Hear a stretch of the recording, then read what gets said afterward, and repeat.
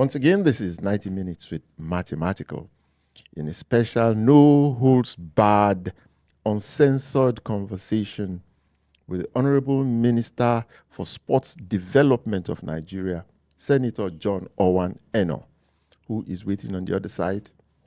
I can see him looking very, very fresh this morning. Let me just hear his voice first, and then we'll connect with the video to see his face. Good morning, Minister. Good day, Mathematical. Good morning. It's a pleasure seeing you, sir. And thank you for joining us this morning. Yeah, this early morning, I think it mattered. It was important to join. I'm glad to be interacting with you this early morning, all the way from Calabar. Fantastic. Well, I'm in the local village of Wasimi, and but we have friends who are joining us for the first time, led by Ambassador Clarence Green. He's there in his home in Trinidad and Tobago, and Wow. he heads it's called the Bijou Caribbean Connect Network, a set of 20 radio stations around the Caribbean, and they are all connecting this morning for the first time to see. Truly international, intercontinental. Well, welcome, sir, once again. There's an echo somewhere in the background there, but I think it's okay. There's a slight echo from where you are. So that we'll try to see if we can manage it. Maybe we'll just try to get them to put up the AC. Something. Maybe that one is responsible for the echo. Is that better now? Well, because it will be important for everybody to hear you very clearly, every word that you say this morning, very clearly. But let's just go on and see how it pans out. First of all, I want to say congratulations. You have just spent, is it your first year? You have just spent... Well, in alignment with, the government of our dear president, because we don't have 2 years, that's correct. But you also, appreciate that we're sworn in around August, So it's still like 10 months. It's like 10 months. The administration has celebrated its first year. Therefore, I align myself with that first year anniversary celebration. Fantastic. You were named Honourable Minister for Sports Development. And generally, people did not hear about you or know that you had antecedents in sports. And I believe that you yourself would not have thought that that was where they were going to put you. But there you were, now Minister for Sports Development. You have spent 10 months there. Just tell us a little of your experience. Is it as you anticipated at the start? Is it a hot seat? Is it a cold seat? Lead us into the past 10 months, just very briefly. Let me tell you, you're right.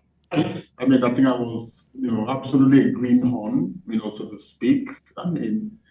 I have had any antecedents in sports. Yes, I played some little bit of football, early, not at really competitive, level. And I know that since thereafter, I've been a great enthusiast of football, tennis and all of that. But you are right, I really never saw my assignment to the Sports Development Ministry coming. So based on that, when I was named Sports Development Minister, I really truly had no anticipation. My mind was just open. I think that it was from that announcement, that from bits and pieces of commentaries, of reactions, of people volunteering opinions and information, that I started, forming my mind and trying to, people called it a posting to a beleaguered sector. People called it all sorts of things. But as is always usual with me, I approach everything with an open mind. I'm first and foremost somebody who is very passionate about anything, about whatever that I do. So for me, it was what I was going to be as passionate as I've been, as open-minded. People said the conflicts and the problems and the issues in the sector were terrible ones. But for me, I said to myself from day one, I'm not going to join issues with anyone. I'm not going to take sides with anybody. All I'm, appointed to do is to provide leadership. And I remember that I told some sports people that I don't need to to have gone to the Olympics. I don't need to have played in to be named sports development minister. All I need to have is to have the requisite knowledge and qualification to provide leadership. And I think that in my earlier callings, I remember when I went to the House of Reps in 2003. I had a background in sociology. I had taught sociology in the University of Canada for some couple of years.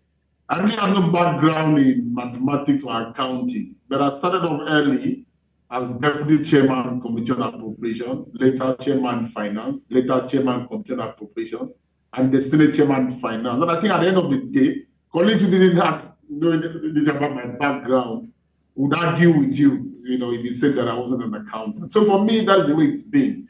So whether I have confirmed whatever anticipation that I therefore had, Shegun, it's been a very engaging period, very, very engaging. It's work every day.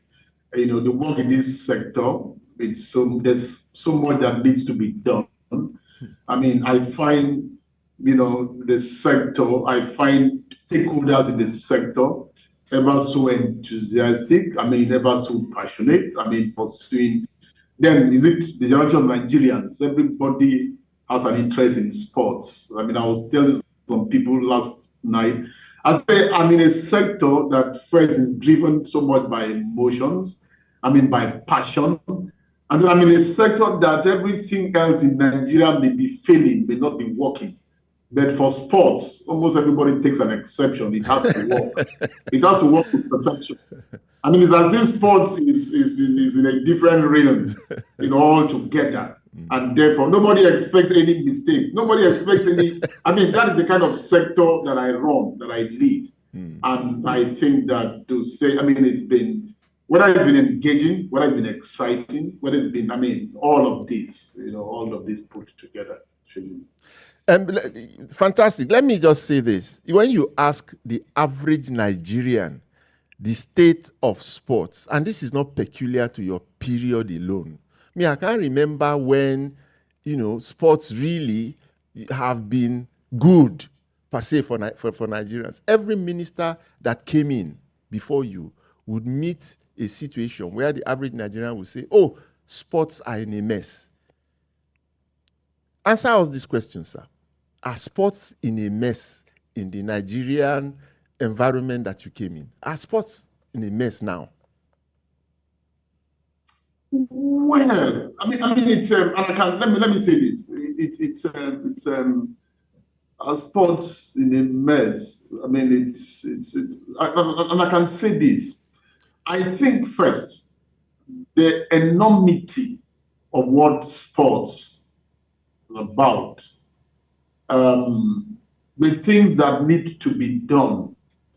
Now, okay, from what I found out, it's we are because of our too much concern and eagerness for competition. We are overly everybody. It's about competition and it's about winning. So we spend too much time and effort, competing, unmindful of what it should take us to compete and to be competitive. And okay, the state of the sporting infrastructure in our country is in a mess. My office deliberately, from the day I was sworn in, are elected, that I'll have no office in the Federal Secretariat, that my office will be at the Moshood Abiola National Stadium. From day one, that is where the office has been. That facility should be our flagship facility. When it was built, about 2003, it was built, you think that, for everything that was put there, the conception and everything, it's world class.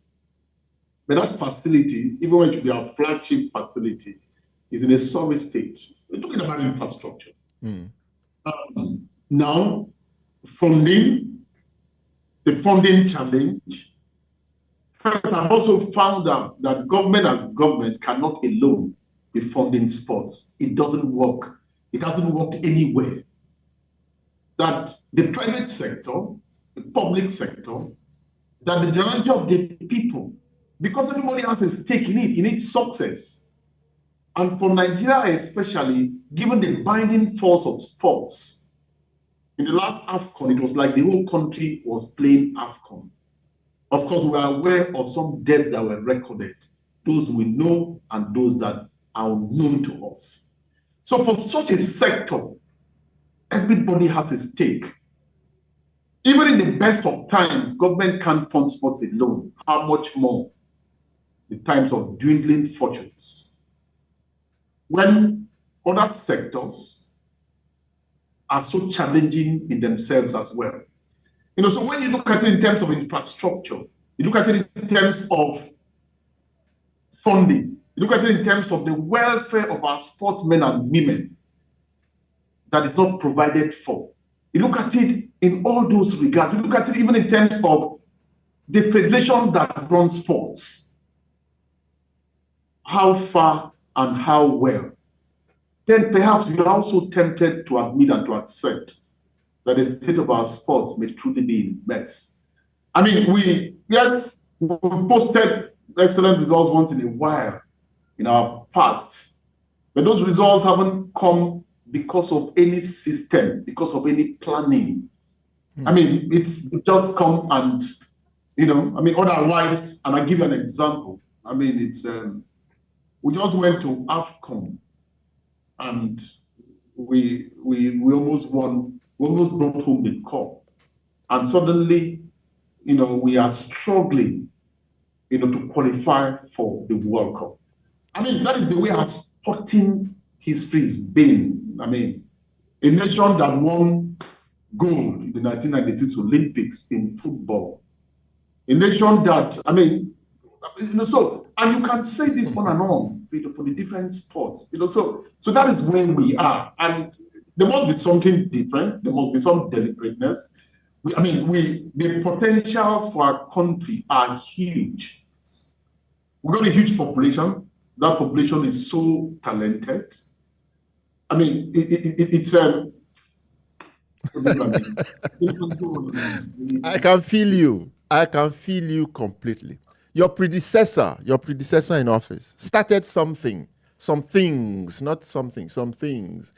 reforms, renovating some of the facilities and infrastructure, getting the private sector and individuals to come and support these renovations. They introduced a new sports policy of some kind, sports industry policy.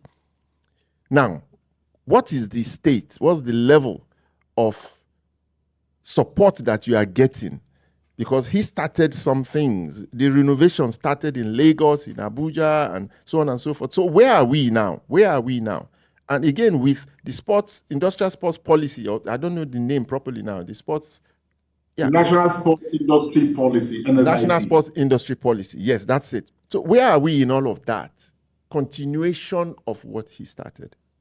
Well, I mean, this government, right from, Mr. President, it's been a continuity. I mean, it's been a continuous one, which is good for our country.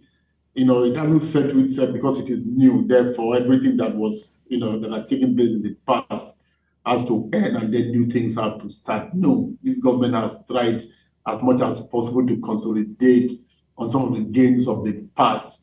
So also in the sports sector, if you look at the renewed hope document, the renewed document, before the president got elected, had stated the fact that, the national sports industry policy be fully implemented.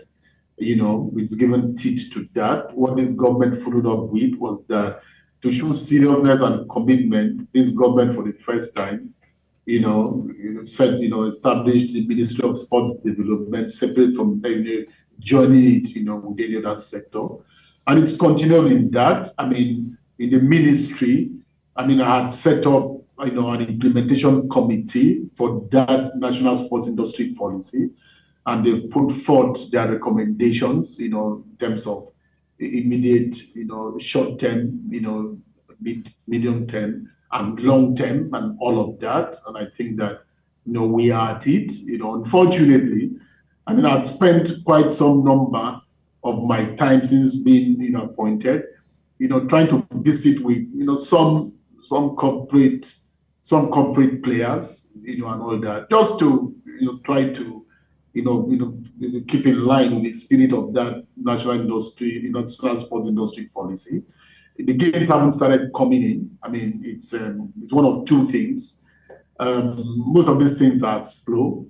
The other thing is that you'll also appreciate, that the economic situation of our country is also biting hard. It's not just biting hard on the average Nigerian, on the poor people. It's biting hard even in terms of the performance of our corporate organizations and all of that. But engagements are going on. I mean, I know, for example, that yes, there was some intervention with the National Stadium in Surulere. I visited that facility at the beginning of my tenure, and I've made a statement, and I've kept faith with that statement, because I had made a concessioning arrangement that was ongoing, although it's taken like forever. And I said that if that's what it was going to take to restore back that facility, that I back it 100%, and I've shown commitment in that regard. I mean, various meetings with ICRC, the Infrastructure Concession Regulatory Commission, with the ministry, with my facility department, the permanent secretary, and then, the preferred, bidder and all of that have been going on. My hope is that before long, we're going to be able to conclude this, just so that that facility can change from what it is now. In terms of the Moshood Abiola National Stadium, one thing is to get a private sector player to get involved and to do, to deliver on, what the terms are. The other thing is actually that it's delivered. Remember that, the playing pitch in the Moshood Abiola National Stadium that was part of this, facility thing between, the ministry and, the private sector. It was actually handed over to me, because work had not finished before the last minister left office. And the day I was taking it over, I wondered really the state of what I was being presented with. It is that state, that has made it not possible for, let's say, grade A matches involving the senior national team to take place in Abuja. And, as I speak with you, we are at the moment, speaking, with the NFF and with CAF and all that, to be able to send a team to come and inspect that and tell us what really needs to be done to get that, the playing top to be fit for purpose. That is because, I mean, the initial work that was done wasn't done, to qualify for that purpose. So what I'm saying is that what the minister said, had started, adopt a facility and all of that, the ministry under me is continuing and is giving it, I mean, greater teeth, greater feeling. And my hope is that this is going to work out, for the benefit of the sector. And I mean, there are a few other things. Government is supposed to approve a series of incentives, that will be encouraging enough to the private sector. Most of those have to do with, in terms of rebating tax and all of that. It's so working on all of these to see that government takes that and gets so that the environment is going to be good enough to encourage more and more of this. So it's work in progress, and then I can tell you we're serious about this because we know what it will mean and how it will matter to the sector and to the country. Just listening to you, there are so many moving parts in this matter of sports development in Nigeria. So many moving parts. And you need to keep track of everything. And you are doing a terrific job so far. But one question that we would ask before we go on a short break is, what's your relationship now? Through the years, relationship between the ministry and sports federations has always been somehow. Because you need the sports federations who are directly dealing with the national teams, I believe, mostly, because that's what people measure our success with. And then you have the sports ministry that is supposed to supervise them in all their activities. What's your relationship like with the sports federations generally? Well, I think that, what I've tried to do since becoming Minister of Sports Development is I said to myself at the very beginning that I wasn't going to run the federations. Of course, I mean, the federations have their different boards and presidents and all of that. The Secretary General of each of the federations is my appointee. Is appointed from the Ministry of Sports Development, and all of that. I mean, what we've tried to do is that close to a year after, we've tried to avoid, conflict of rules. We've tried to avoid, the kind of infighting that has always characterized that relationship. Because for me, I said it at the beginning, my responsibility is to provide, direction, provide leadership. My responsibility is, and I think that we've had periodic meetings, technical sessions and meetings with these different federations. Is it excellent yet? The answer is no, because I mean, there's still more to be desired, which is why when I came up with my strategic roadmap, which I called WAFA, the last word in WAFA is R, and that R has to do with reform of the federation.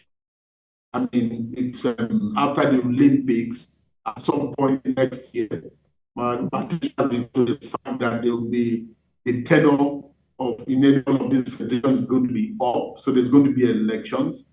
So what have I decided to do is to work on a template that should guide that election. Is to work on a template that will guide that next leadership of these different federations. Because about a year, I'm in a very good position to clearly understand what the limitations are, to clearly understand what the interests of most of the federations are. And I think that any interest that doesn't have to do with growing the sport, with developing the sport and all that would not be my interest. And I think that that's what it's been. I've tried to be very mature because I've also understood that you admitted I need the federations because the federations, elite sports, in terms of the level of, most of these competitions that have to do with outside Nigeria and all of that. So it's been, I mean, have there been disagreements once in a while? Yes, why not? I mean, there have been cause, I've had cause to disagree. I've had cause to do some summoning. I've had cause to, but I've done all of this, trying to, maintain, that kind of, not to go against the spirit of that relationship. I mean, a lot of the times I've also said to myself, because a year after, I also know the enormous pressure and demands that I get as a ministry and as minister for funding, for the different federations. So while, there is always the talk about don't intervene, don't do this, don't do that. It's actually a balancing act between what? Between the fact that the federations still have to come to me to provide funding, on the one hand when they need that, and on the other hand, when it doesn't suit them, they don't want, any intervention. So it's been some kind of balancing act. Even after this has proceeded, in a manner that has avoided friction, because friction will not help the game, will not help the sport, but not avoiding friction, at the cost of the progress of the sector, of the progress of the sport. Honourable Minister, we'll be going on a short break, but I want you to think about this. This is from history. When the national football team of Nigeria, and I'm talking of the Super Eagles, when they win, everybody in Nigeria wins. Sports minister, the president, everybody. Any other person that wins anything is secondary. It doesn't have the same effect. So the national team of Nigeria, and I'm talking of the Super Eagles, they are so important. When we come back from the break, we shall narrow down to the Nigeria Football Federation and the Super Eagles and see the state of affairs there. Join us after the break.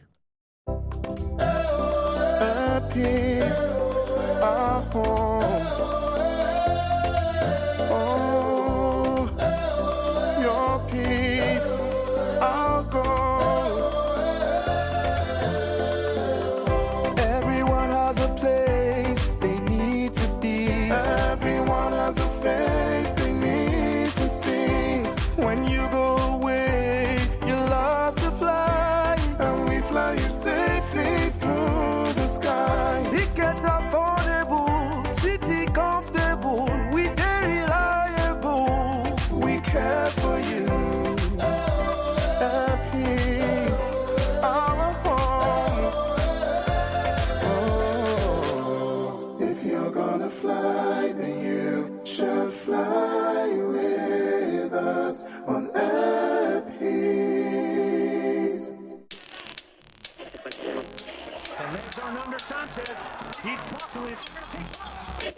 Harry Kane.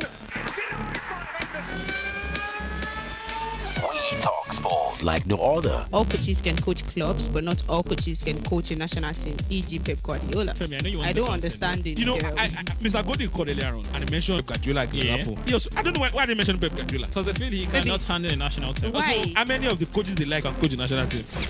Eagle 7 Sports Radio, where champions converge. And we want to have a good time. And that's what we're going to do. Yes, welcome back. This is Eagle 7 Sports Radio. 90 minutes with mathematical, reaching you from Wasimi in Ogun State. And we are heard and seen all over the world. At the moment, you'll be able to join us. We'll take one or two calls later in the show. Write down the number again, 0700 2255 1037. My guest is the Honourable Minister for Sports Development of Nigeria. Before we go into all of that conversation with the Super Eagles, how much influence do you have on the Nigeria Football Federation? In your own reckoning, sir, how much influence, on a scale of 0 to 10, how much do you influence what happens there? On a scale of 0 to 10, how impactful, what's your influence on what happens there? Before we go in, so that we know where the responsibility starts and ends. I thought we had addressed that relationship when we talk about the Institute of Sports Development and the sporting federations. No federation. No federation is like the Nigeria Football Federation. No federation is like the Nigeria Football Federation. You have to separate them. Well, first, it is important to underscore the fact to the listening public that in spite of what you said, the NFF is one out of the more than 40-something different sporting federations. That has to be underscored. Good. I think that in the different and separate meetings that I've held with the sporting federations, the NFF has been present. Good. I mean, it's I spoke about the place of football and how no matter what successes that we record in other sports, that once we are not succeeding in football, especially football that involves the senior national team, the Super Eagles, it doesn't seem like we've done anything, and Nigerians don't give a hoot about that. And you are correct. And the experience so far, it has more than suggested so. And I think that it's based on that we've now separated the NFF and elevated into different federations, and then you're asking what relationship. Okay, well, let me just say this. We went to AFCON, and I had approached, the NFF had written to me, that was one of their first communications, chronicling and attaching different documents that suggested the state of indebtedness to the senior team national coach who had not been paid for about 15 months, and various other outstandings, not just for the senior national team, but all the national teams, male and female. And I did a covering letter to the president making a case, and the president graciously approved all of that. When it was approved, it was close to 12 billion.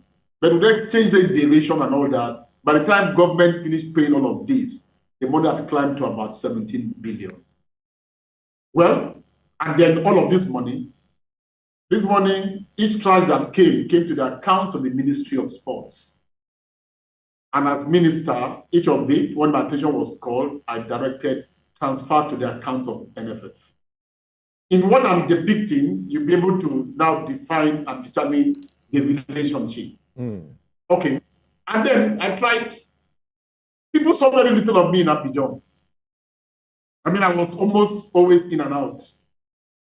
It didn't matter to me so much to be present in the stadium when the match is going on as much as getting things to work, because I prefer to allow the NFF to run the show. It was their show. They are the federation in charge of football.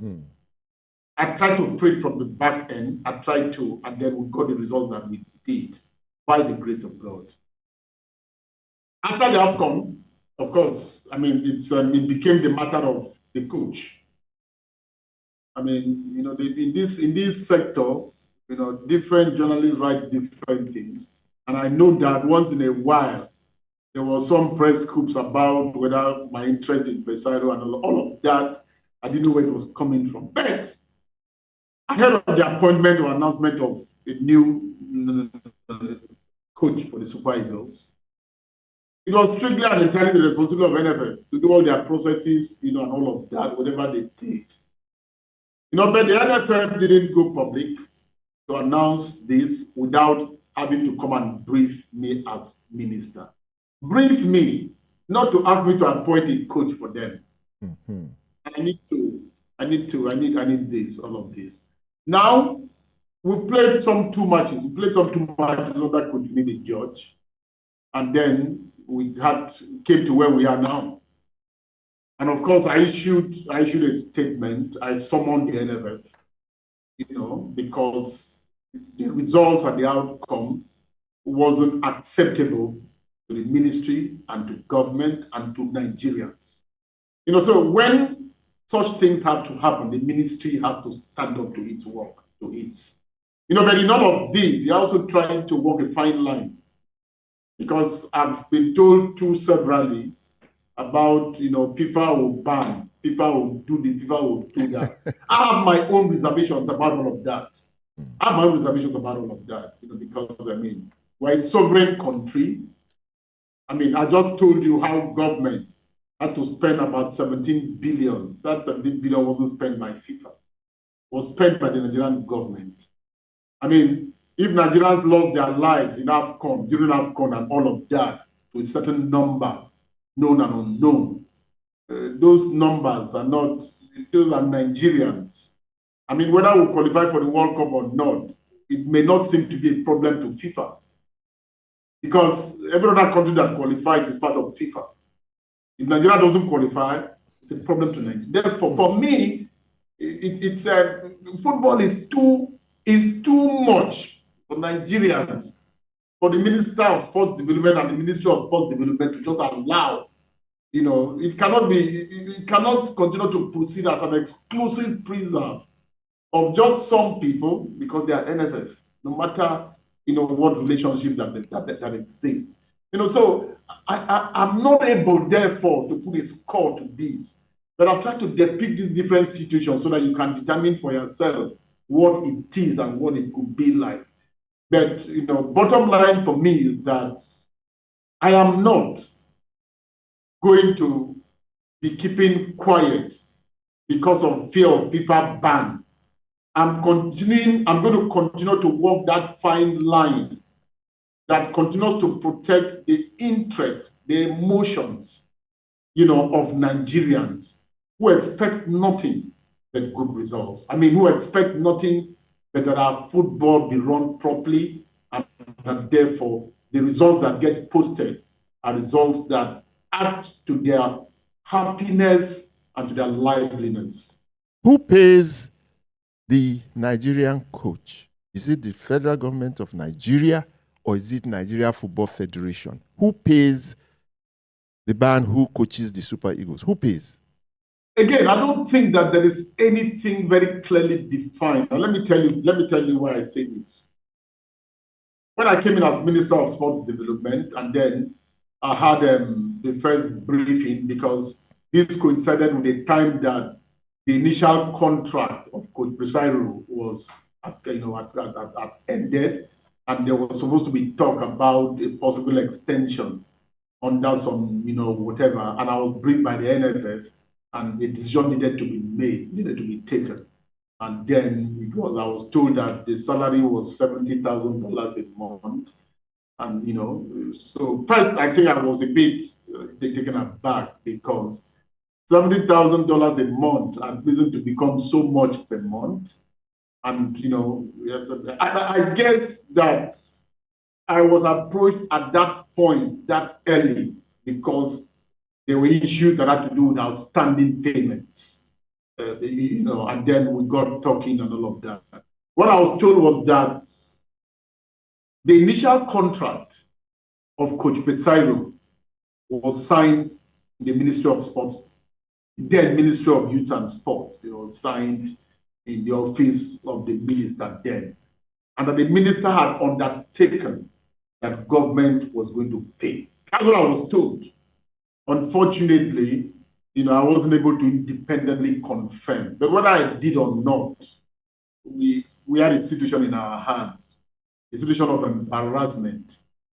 But I mean, that contract was extended, and we got the coach to accept a pay cut of $50,000.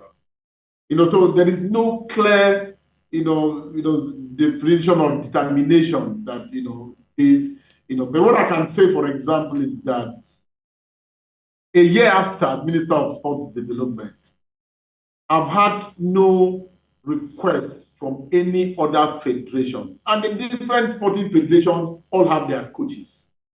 So if you take it from that perspective, from that point of view, then perhaps it may be safe to say that this should ordinarily be the responsibility of the NFF, and that government, because of the role it's continued to play, would periodically and once in a while, try to intervene, try to assist, try to support.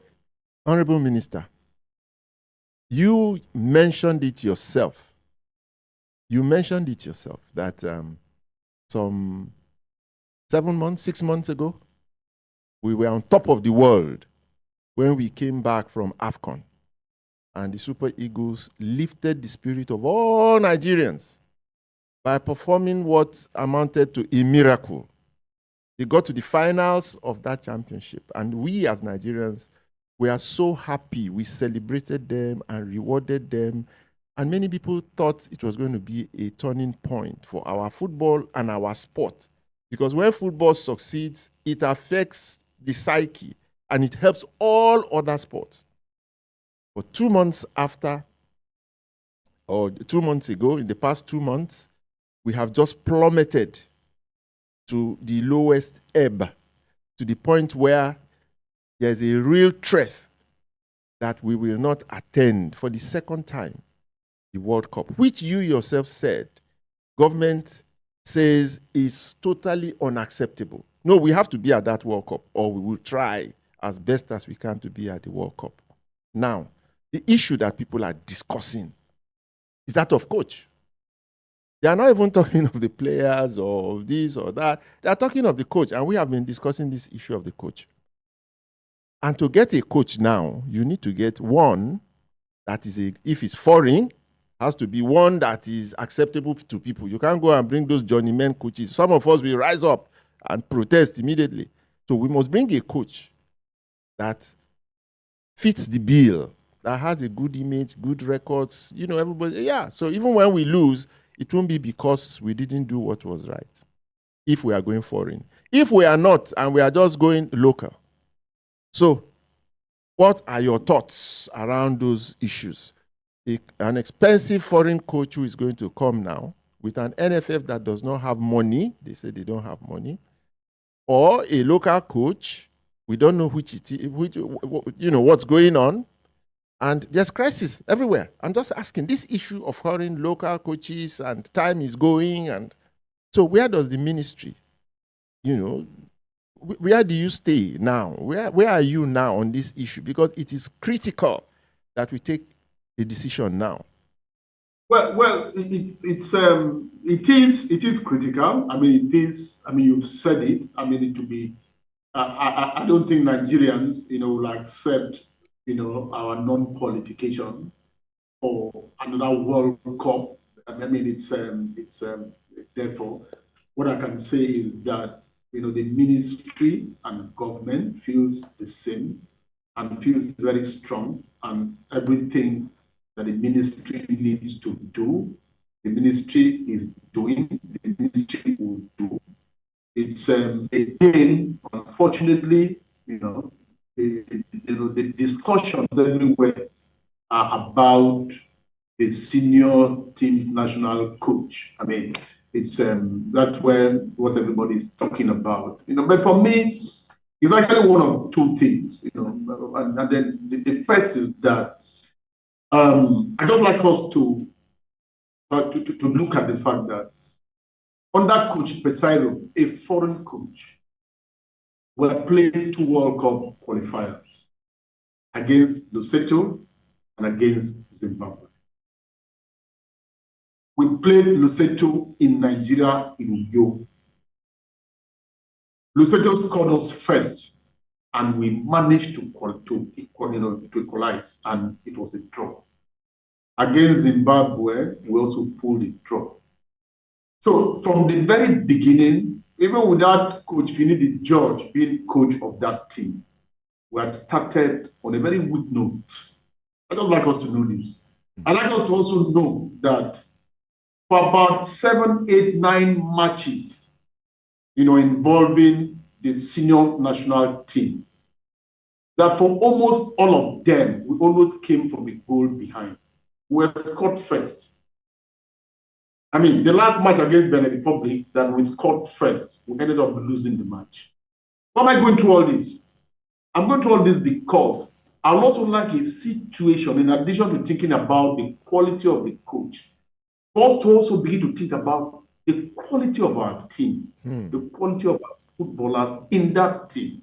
I mean, I agree, the coach plays a very great role. But I think that the quality and the mentality of that team is also important. And I do not mean to demean, I do not mean to sound derogatory. In my open mind, even before AFCON, what I started looking at, I think that like many Nigerians, you are about one of the few persons that kept talking about this last AFCON, we're going to win it. You remain very optimistic. I mean, you were, and I think that we have had some 1 or 2 discussions in this regard. But I was one of the Nigerians that didn't have too much, until we're all surprised. And I've said to some people, I think the God of soccer, if there is, and there is in this sector, you also get, spiritual.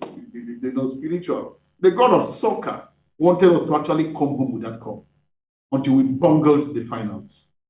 But I think that our performance tended to have also, made us to forget about the quality of the team in terms of the presence or not of those natural, talented footballers. I mean, it has always been my opinion, my position, my view that there was a time in our football history that you may be a foreign-based player, but you weren't assured an automatic share in the Super Eagles team, that you struggle for that share with the local players. Those are the fundamentals of our football.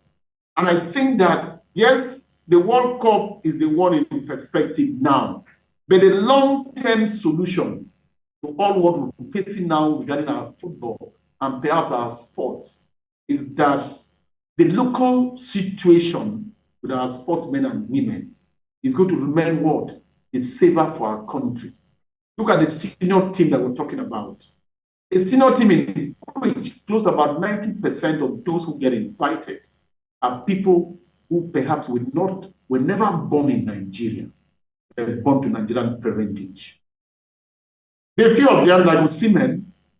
Osimhen is a foreign-based footballer today, but Osimhen grew from our country, grew from Nigeria, grew in the streets of whether Adengule or Surulere and all of that. Going forward, is there something about, these kinds of circumstances that becomes a matter later? When we had the best of our football, the time you had coaches, the Amuniques, the Amokachis, Finidi Gèorge, all of that, Kanu, all of these were home brought ups that eventually became professionals later in their career. Is there something about the spirit of a Nigerian born in Nigeria? Is there something about the fire and the whatever that eventually... So for me, it's important that even that team and the quality of that team, are there some number of those people in that team that really have no business being in that team? And I'm not mentioning names. I'm not personalizing this. I'm just I'm throwing this open, and I'm just saying that in our circumstances, perhaps because of the fact that our local league in itself is not even competitive.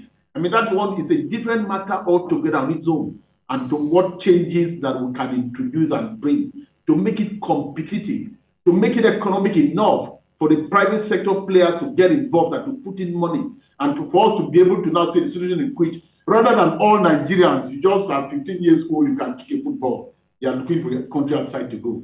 That traffic can be reversed because of the state of our league and the state of our football and the state of our sports. But talking about the coach, so for me, these are continuing issues that we're going to continue to look at, and they are important and they are fundamental in terms of the state of our football, in terms of football that matters the world to Nigerians, in terms of our football that we have had glory in the past, how we're going to, reenact and restore back that glorious past. It's a job for all of us. In terms of a coach, and you've said it, the mood we are, our present situation and circumstances do not suggest that anybody, any name can just get appointed. I mean, that is the thinking of the Ministry of Sports as well. And when I say that's the thinking of the Ministry of Sports as well, it's also the thinking of government. This game and the emotions in this game are such that for almost every decision that you take in sports and in football, you also have to do what? To carry Nigerians along. I think that not just in terms of the team and how much that next coach is going to matter and what work he will do. I think that it also has to be a name whose mentioning inspires the spirit of our nation. Who's mentioning because of the name, because of the person's pedigree, because of Nigeria is not just a minor. Nigeria is a great country. Nigeria has made its mark in the sports world. So therefore, I think that we should say bye-bye to the kind of quality of coaches that have always been engaged for the senior national team. We are at a moment in which we need to change that. But having said so, now here's the challenge. What will it take? What will it cost, for example, to be able to engage such a coach? Yeah. I mean, I'm one of those who believed very passionately that, look, this country has also come to a point that, it can also begin to promote its local coaches. Now, when I watch AFCON and I see seated on the bench of a particular country's national team, a local coach, an African coach, that there's a certain feeling that it inspires in me. And why not? African coaches have also done well. The last, AFCON was won by, a local coach who was not even a coach at the beginning of the tournament.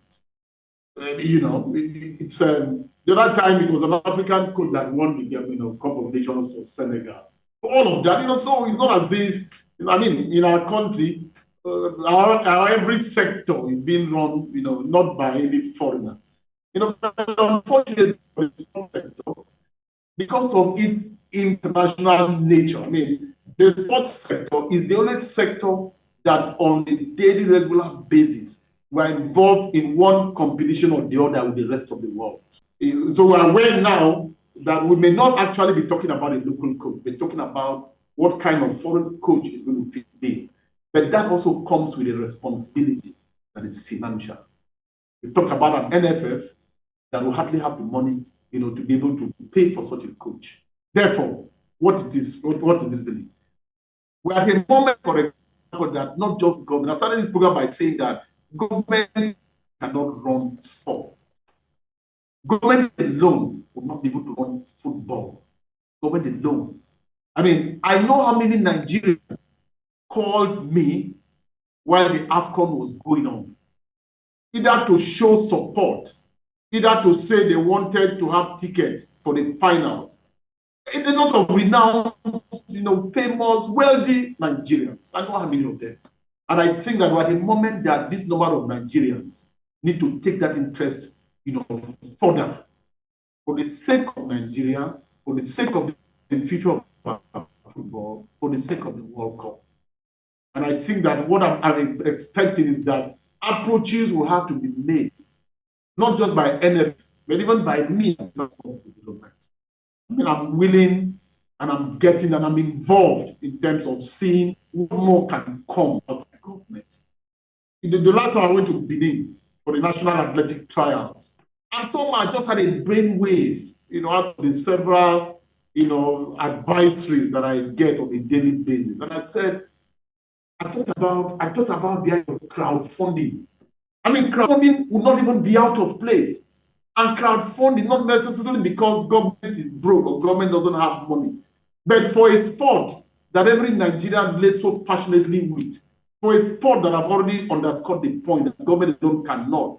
Even in the best of times, crowdfunding can come handy to get mass participation, to get everybody to have a stake. When I talk about crowdfunding, even if we're going to come up with a model, I mean, I'm not saying that I've made the presentation on this yet, but I'm just thinking and I'm just telling you how diverse my mind is working. Most of the challenge and problem has been in terms of accountability, has been in terms of trust issues, has been in terms of, what confidence. So not just for football, but I think that, it's a sector, these are things that I'm thinking about, and by the time I come to them with them and I put them together, it's something that is going to work. So what I'm saying is that, yes, a first-class top-grade coach, a coach whose name will revive the spirit of Nigerians, a coach who is going to have such standing as to command the respect, right, of our footballers and the respect of everyone, a coach whose track record suggests to us that this man has the mentality, has the pedigree, to lead and to coach a senior national team that is Nigeria. Everybody's hands must be on deck, and that as we get concerned about our top performance, as we get concerned about how tragic it will be for Nigeria, the greatest African, country, and the greatest, country where the black man, it's a country that in 1996 won the under 23 Olympic gold medal. A country with so much grace. A country that even now, as I travel as sports development minister, in the airports and else, most places, when people know that I'm a Nigerian and I'm sports, they ask me of renowned names in our sporting history and football history. We cannot afford it. So as we ponder about all of this, we should also add to our pondering the fact that everybody has a responsibility to get us to get back. Minister, as you were speaking, I was looking at the time and I realized that we haven't even covered half of what Nigerians expect us to talk about, and we are still not taking telephone calls.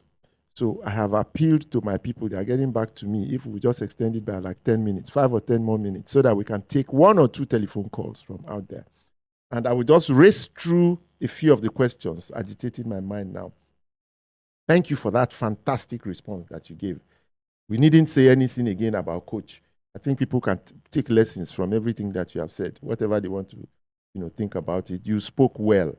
Now, your last word on this World Cup, because we are leaving football. Do you think we are going to qualify? Do you think we are going to qualify? What picture is forming in your head? And what are we all going to do about it? Do you think we'll qualify for the World Cup? Well, let me tell you what it is. Let me tell you what I think. And I've had to, there's an aggregation of some opinion, different, the naysayers, have also tried to volunteer their own opinions, but I think majority of the opinion that I have is that it hasn't become impossible yet. That it hasn't become impossible yet. In this game, in sports, nothing is impossible. I mean, we are out of about 10 matches or so. We've played 4. That means we have 6 matches, outstanding. I believe that the right mix of a coach, who himself is convinced about the fact that he can get the country to qualify. With the right mentality of our players, most of all, our players. The last time I spoke, to the NFF, I said that word dragnet actually came from me. How do we spread the dragnet such that we can look across the world? Because at some point in the state that I was, I started making calls to some renowned people who own club sites, and I said, where we are now, isn't it possible that within our country, you can raise some number of our local players, about 22 of them are put together, who have the fire and the hunger. What was I looking at? I was looking at 2013, when something similar happened, and the late Stephen Ketch of blessed memory took a team, that local, and went and delivered the Cup of Nations. Unfortunately for me, the answer I got was that, look, Minister, why not? Yes, it's possible. Yes, they can, but at the end they will lose. I mean, even our best, they also lose. But what the opinion is that we don't have such quality yet to turn to. That means where we are, we really don't have any option than to continue to look at our foreign-based professionals. Have we looked at them? Have we spread the dragnet off? And then some of those people that in a very trying and challenging moment, they can give us some magical moments. I mean, all of this, what it is, because it is still possible that with the 6 matches that we have outstanding, that we can win all. It is still possible. It is still possible. So for me, it's that I think that, in direct answer to what you're saying, because if you look at the statistic, 10 matches we played 4. We still have the majority matches unplayed. Therefore, what will matter the most? And the next set of matches for the World Cup qualifiers are in March next year. So we got not too much time, but we got some time to be able to do right. What we need to do is to do right on this number of things and then put ourselves in that kind of mode. There are things that we'll do in the run-up or build-up to March next year that will even send fear to our opponents that we haven't played. Fantastic. Honourable Minister, look, you have fed me with enough hope and common sense. I listen to you and I just, things just fit into place. I must commend you for your industry. I must commend you for the work that you have been doing, reflected in your thoughts and words this morning. We'll be going on this break. This is going to be our last break. They have told me that we can have 10 minutes extra. If you don't mind, Minister, I'm appealing to you. Just 10 more minutes so we can take 1 or 2 calls from our listener. But this is Eagle 7 Sports Radio, and we are having a conversation with the Honourable Minister for Sports Development of Nigeria. Join us after the break for the last 15 minutes of this program.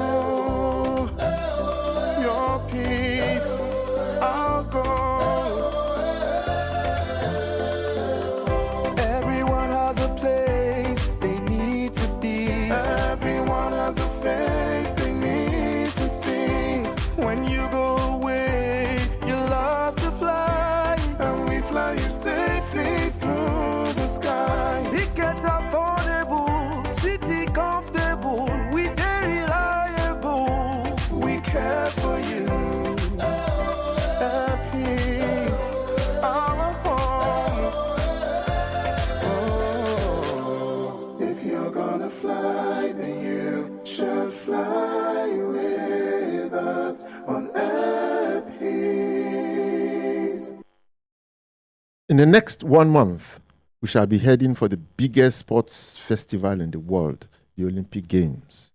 And looking from my observatory in Osimhen high up here, Nigeria has not prepared as well as we have done this time in a long time. That means that our preparation this time has been very, very good and commendable.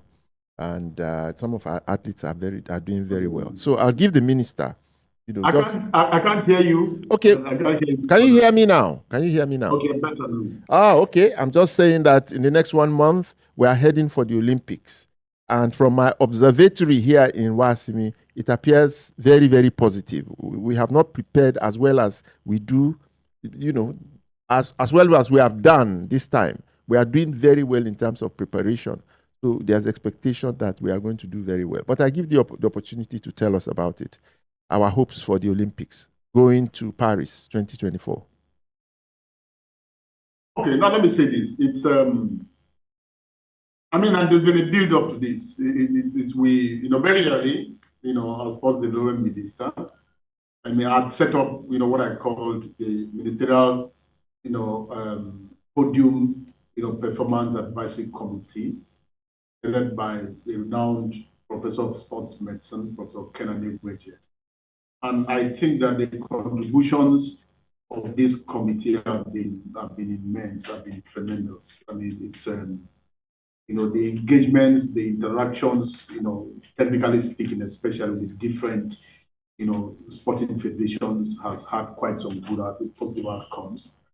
This committee, was in Accra for the African Games from day one to the very last day. This committee were the people that were present with the female team that represented us in the African Games. So this committee is continuing to do its work. Last month, we had another technical session with the Olympic, sports that are qualified for the Olympics. So what's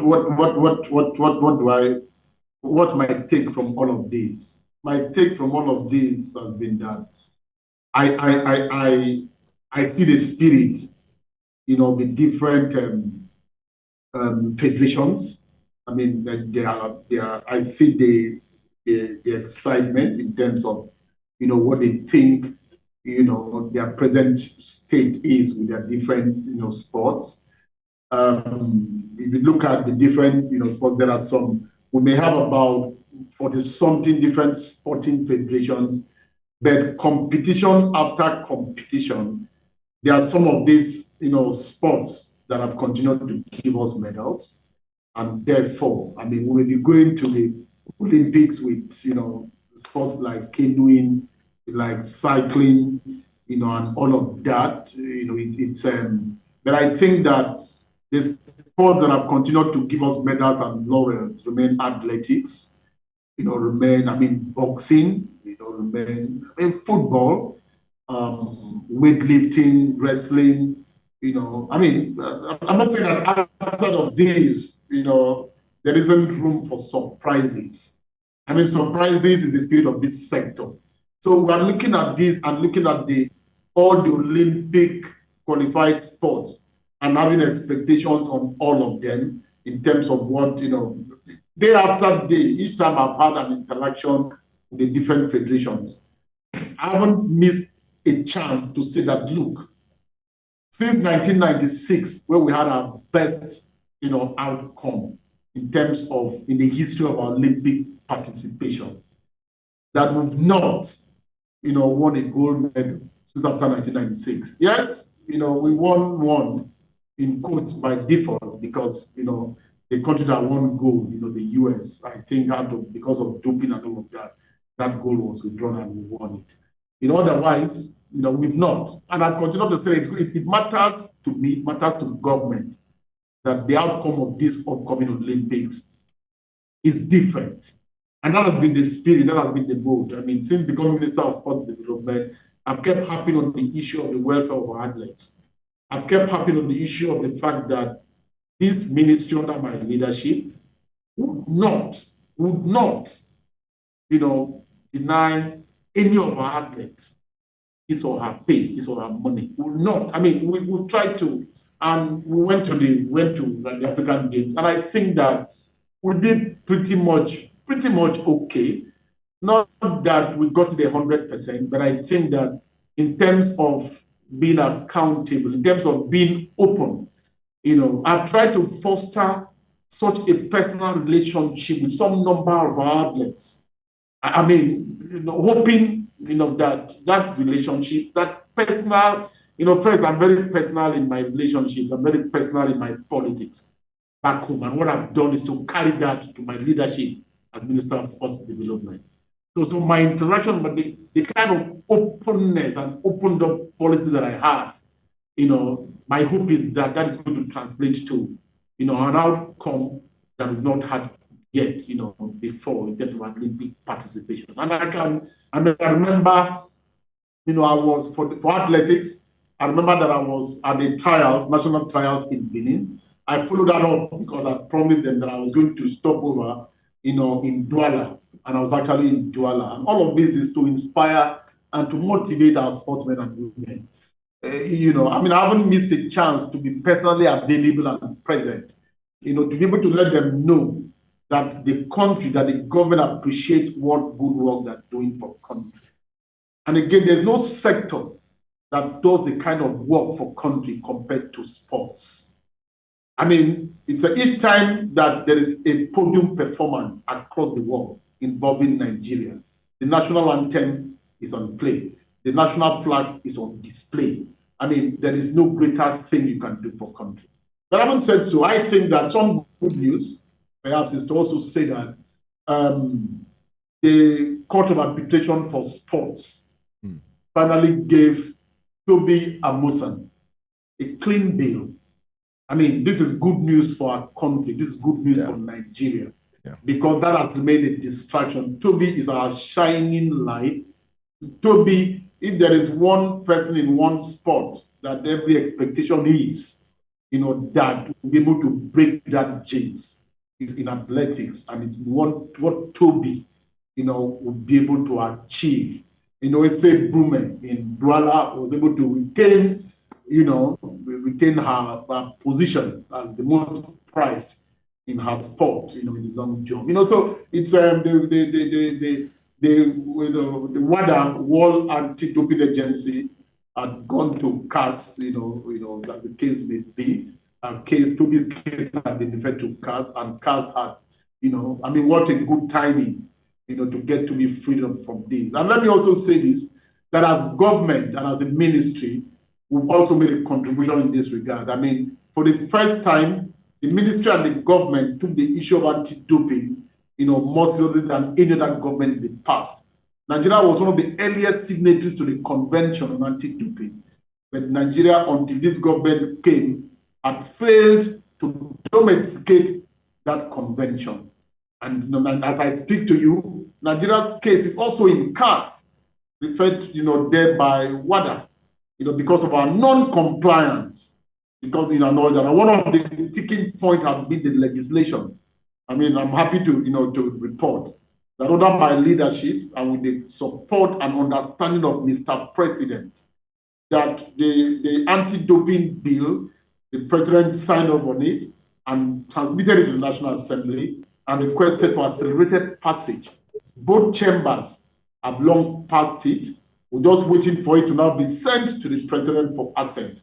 And I believe that this hopefully is going to strengthen our case in CAS, and this hopefully has also sent the right signal to WADA and to the international community.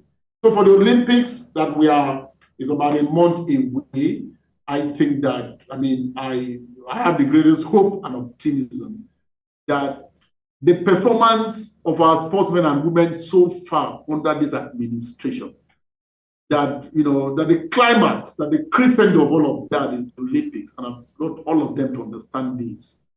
And I've said for both themselves, for love of themselves and what the accomplishments the Olympics will do for them, and for love of country, that they will be fired on, and that the country expects nothing from them than the best performance ever possible.